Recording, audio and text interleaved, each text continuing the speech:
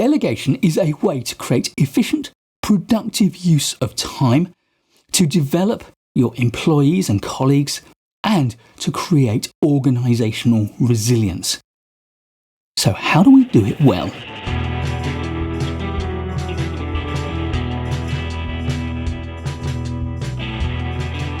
I have a simple 5-step process for delegation, which includes one step which most authors and trainers neglect. Step 1, matching. You need to find the right tasks to delegate and the right people to delegate to, and to match them together. Remember, delegation is not allocation. Allocation is giving tasks to a group of people for whom it is their job. Delegation is giving tasks to a group of people that are actually part of your job. Therefore, you need to find people who have the capacity and the capability to take it on, and you have to match the style of task to the person available. This might mean matching based on development needs, enthusiasm, capability, and availability. You might want to develop team resilience, to balance out workloads across the team, or to respect individual preferences.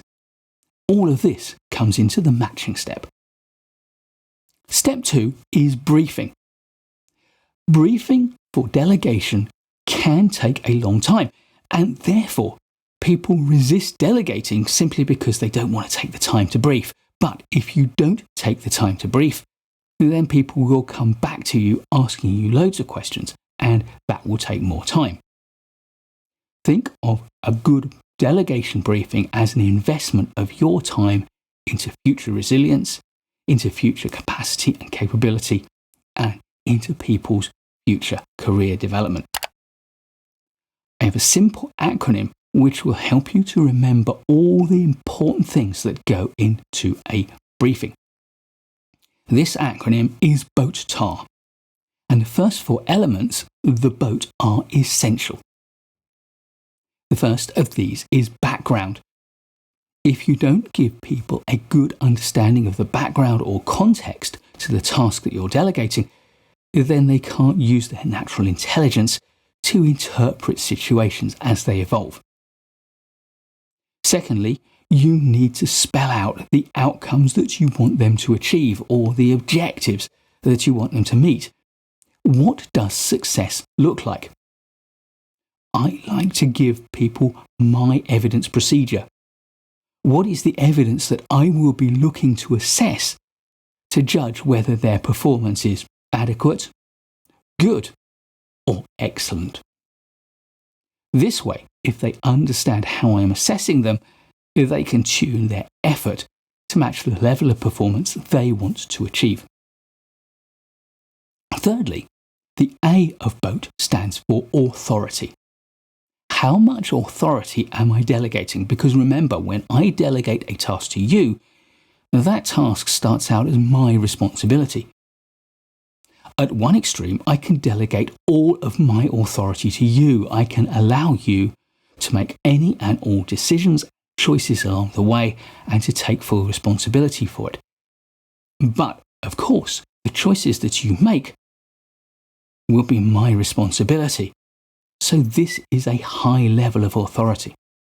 On the other hand, if I am more nervous, if I want to manage the risk more closely, then I might only delegate you a limited amount of authority to make certain specific choices and decisions, and to come back to me and ask for my approval before you make other decisions. And finally, the 4th essential part of any delegation briefing is timescales. When do I want completion? And are there any interim milestones that I need you to respect? However, to make the boat watertight, there are 3 other things you may choose to include in your briefing. For a less experienced team member who might not have done a task like this before, you may want to spell out the specific tasks they need to carry out as part of the delegation. Remember, good delegation is not about a single task, it's about a cluster of tasks, a job that needs to get done. If you trust the team member, if they have a lot of experience, or if you really want to develop their thinking, then you can let them figure out the tasks that make up the job themselves. But if it needs to be done right and you do not have enough trust, or you cannot bear the risk of them getting it wrong, you'll want to spell out the tasks and maybe the sequence. Secondly, there might be some admin that your colleague needs to perform along with the job itself. This might, for example, be reporting to you at regular intervals, or indeed completing specific reporting schedules. And finally, there may be resources that your colleague can draw upon in doing the job. These might be access to other people, to materials, to equipment. So spell out what those resources are and how they can acquire them. Before finishing your briefing, encourage your colleague to ask questions and continue to say, what else do you need to know?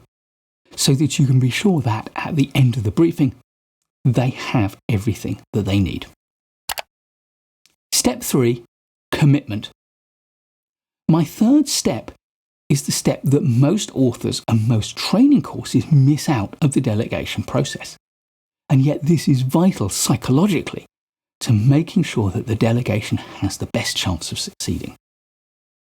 There are 4 commitments that we need to look at, and the first 3 are commitments that you seek from the person to whom you're delegating the job. The first commitment you should be asking for is, do you understand fully what it is I am asking you to do? Any answer that is not an unambiguous yes, it needs to be explored. What else do you need to know to fully understand the task? The second commitment comes when you ask the question, do you feel able to do the job that I'm asking you to do? This is partly about their capability, but it's also about whether they feel they've got the resources they need. Again, any answer that is not an unambiguous yes, treat it as a no and explore the problems, the reservations they have. Once you're sure that they understand the task and feel able to deliver it, the third commitment is the important one. Do you commit to completing this job to the standard that I have set within the timescales that I have specified? Once again, any answer that is not an unambiguous yes, treat it as a no and explore the reasons. But once you've got your unambiguous yes, you have delegated the task.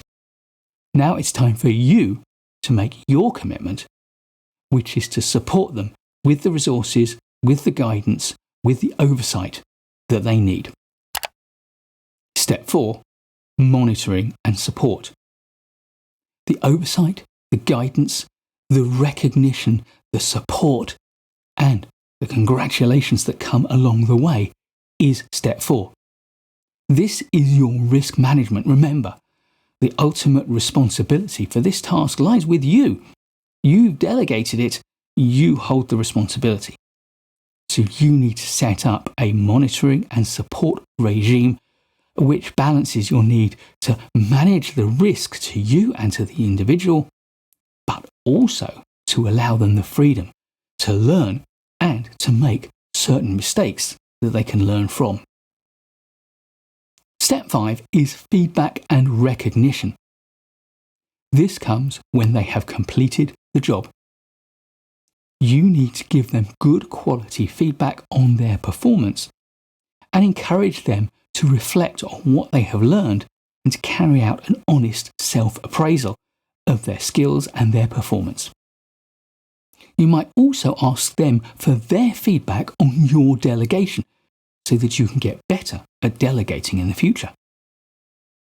The final 2 parts of this stage are firstly recognition of their performance and their effort and their commitment, and secondly, celebration of their achievement and thanking them for the work that they've put in. 5 simple steps to delegation. If you follow these steps diligently and with commitment, then your delegation is at its most likely to succeed. Please do give this video a like if you've enjoyed it or learned from it. I'll be making loads more great management courses videos for you, so please do subscribe to the channel and hit the notification bell so you don't miss any of them. I look forward to seeing you in the next one, and in the meantime, keep learning.